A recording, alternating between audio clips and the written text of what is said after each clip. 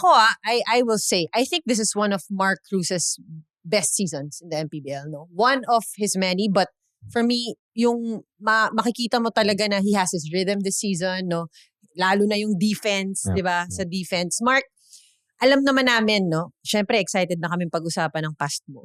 Kasi, di ba? Napaka-makulay, no? We will talk to Mark first because nauna siya sa mundo. But I will also talk to Anton in a bit and ask him about the history of how he started to play. But, Mark, do you feel like, nararamdaman mo ba ulit ngayon yung NCAA, Mark?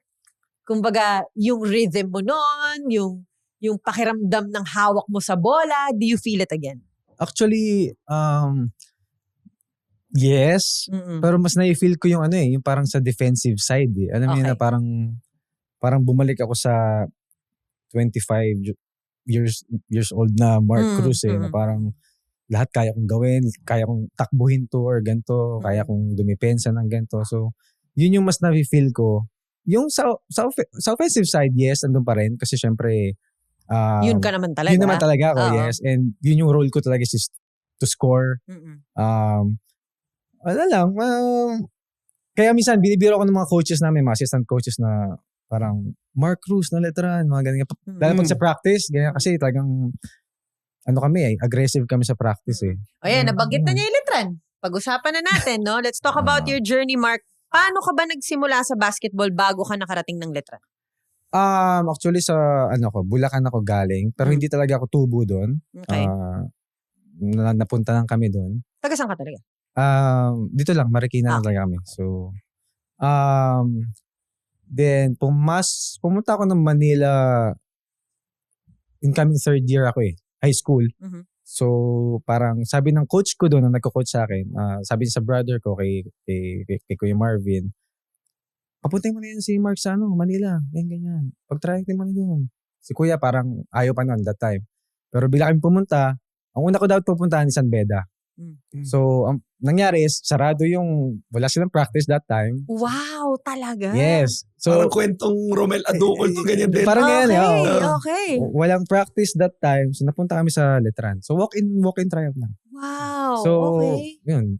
Pero medyo malayo-layo yun Ibig sabihin, San Beda to Letran. Tumuraya. Hindi katulad alam ko kasi kay Kuya Romel Aducol, professional basketball legend. Parang ganyan din eh. San Beda, tumawid ng Baste. Mas malapit so parang ganun din yun. sa'yo. Okay. And Letran faced San Beda in the year when he was champion. Yes. So imagine if San Beda had practice that day. Yes. Mark Cruz would have been with them. Wait, sorry. Sabi mo kuya mo yung sa UP, diba? Yes, yeah. Marvin. Ba't di ka nag-UP? Ba't di siya nag-UP? Mas malayo yung tawiran yun eh. yung highway, Commonwealth eh. Kumbaga doon ka muna napunta sa Manila area no? Kumbaga, yes. Oo. Yeah. Mas, pero munti ka na rin mapunta ng UP. Okay. Nandun pa si Coach Pat Aquino, if I'm not mistaken. Pero, Okay. di ko alam. May nangyaring lang. So. Okay. Kumbaga, eto na yung naging destiny niya. Yes. Napunta siya sa Letran. Okay. And then on what year ka nag-champion? Pang ilang taon mo nun? 2015. 2015. Last year ko yun. Yeah. So, last playing year ko. Last playing year mo. So, ang ganda ng goodbye mo sa NCAA, di ba? Yes. Champion finals MVP pa. Yes. I have the numbers. May bonus 17 points per game. Oo. 6 rebounds. More than you. 4 Oo. assists and 3 steals. Alam mo, Wow. sobrang excited nung producer natin na si CJ ngayon. Kasi, Letran siya nag-aral. Okay? Arriba. Marami sa kanila dito. Shout out din kay Mike, no? Arriba din yan. Arriba. Kaya ito, tingnan mo yung mga pinapatanong. Alam niya ang mga nangyari Hindi ng na mga panahon magugulat. na yun. Papapicture na mamaya. Oo. Mark, talk about yun daw, yung mga laban yun nila Art de la Cruz, no? Nila Yeah. Baser. Kwento mo. Art and Baser, long time rivals ko talaga sila. High school pa lang sila nakalaban ko eh. Okay. So, hanggang sa pag-akit ng college sila pa rin. So, magagaling talaga. Like, lalo na may pa sila may FSA pa sila. So, alam mo yung dagdag na ang hirap is, kami wala eh. That's the thing. Wow. That's the thing. Oo. Wala si FSA nun. Actually, meron. Felix, pero lang.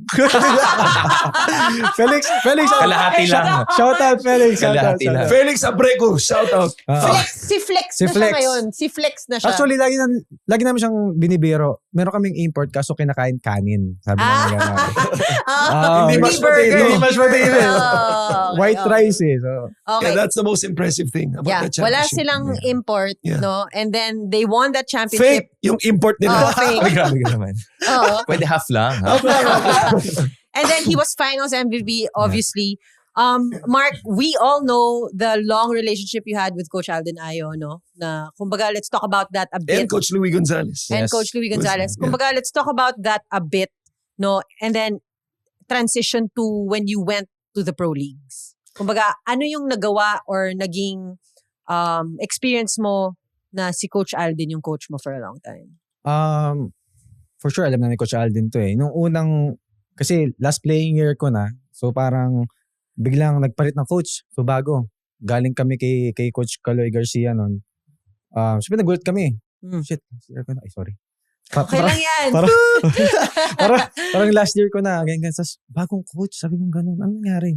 Tapos parang that time, hindi ko pa syempre kilala si Coach Alden. Pero nagletra na pala siya that time. Okay. So Played for Letran. Yeah. Yes, I played for Letran. So, nagulat na lang kami. Then, syempre sa start, meron pang ano nun eh, mga PBA D-League. So, parang meron pa akong excuse para hindi mag-practice that time. Sabi ko parang, last year ko na, sigento pa, parang ganun-ganun. So, kumbaga, wala pa yung commitment ko that time eh. Pero, nung nag-start na, nung nagsama-sama na rin kami, doon na bumuo. Kumbaga, bigla na lang. Kasi noong una wala naniniwala sa aming papasok kami sa Final Four or kahit manalo man lang eh. Parang gano'n. Walang umaasa talaga. Hanggang sa mag-start na lang yung season na gold kami parang 6-0, 7-0. So parang parang lahat nagulat din eh. So doon na kami nag-buy-in. Kumbaga parang panindigan na namin, buy-in tayo. Ito yung sistema ni Coach Alden, ganyan. So ayun, Umabot hanggang dulo. Umabot hanggang dulo. Oo. And napakasarap na journey nun. Oo. Lalo na, kasi lahat kami committed eh. So, napakasarap ng ganun. This is what most of the basketball players say, no? A championship would really change your life. No So, question. yeah. So, and you said this earlier in the prod room. You said it's very hard to be a champion. Yeah, but you have to explain why I said that. What did you say first? I asked you kasi nakailang championship si Mark Cruz sa Letran. And then, you said one. Tapos sabi ko, isa lang pala. Yeah. Parang akala ko dalawa. Then you said, that's not easy. Yeah. Diba?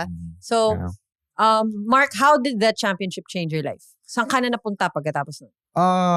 Sakto yun, last playing year ko. So, bigla akong nagpa-draft na. So, yung transition to NCAA, PBA. So, Gano'ng kakatagal? umabot ako ng mga 3 years. Okay. sa Ano nga PBA. teams nun? Nag-draft sa akin is Star Hot Shots that time. Okay. Tapos napunta ako sa Phoenix and last ko is Blackwater. Okay. I think you asked one of our guests this question before because usually, di ba, parang everybody is so big everywhere, no, in the PBA. But with a guy with Mark's size and had 3 teams in the PBA, that's not a joke. Yep. No? Kumbaga, Mark, ano yung skill na parang sinabi mo sa sarili mo, kailangan mo galingan para makapagsabayan ka sa laki ng mga tao sa PBA? Actually, wala naman ako talaga ang parang dala ko lang din yung championship ko nun eh. Experience ko nun eh. Parang ganito yung kumpiyansa ko. So papasok ako, alam ko maraming veterano, daming malalaki, pwede akong masaktan o ganyan ako naman. Pero yun lang yung tayong bit-bit ko nun eh. Yung kumpiyansa na dala ko na shit, champion ako. Parang ganun. So, Ganda. Yeah. Kung di ka pa nakasubscribe, ano pang hinihintay mo? Bawat episode, bawat laro, bawat kontrobersya sa MPBL, nandito kami para harapin lahat. Hanapin ang Rebanse sa Spotify, Apple Podcasts, at YouTube. Kung may gusto kang sabihin, may issue kang gustong harapin, o may Rebanse ka sa sinasabi namin ngayon, mag-subscribe, i-share, makiisa sa usapan.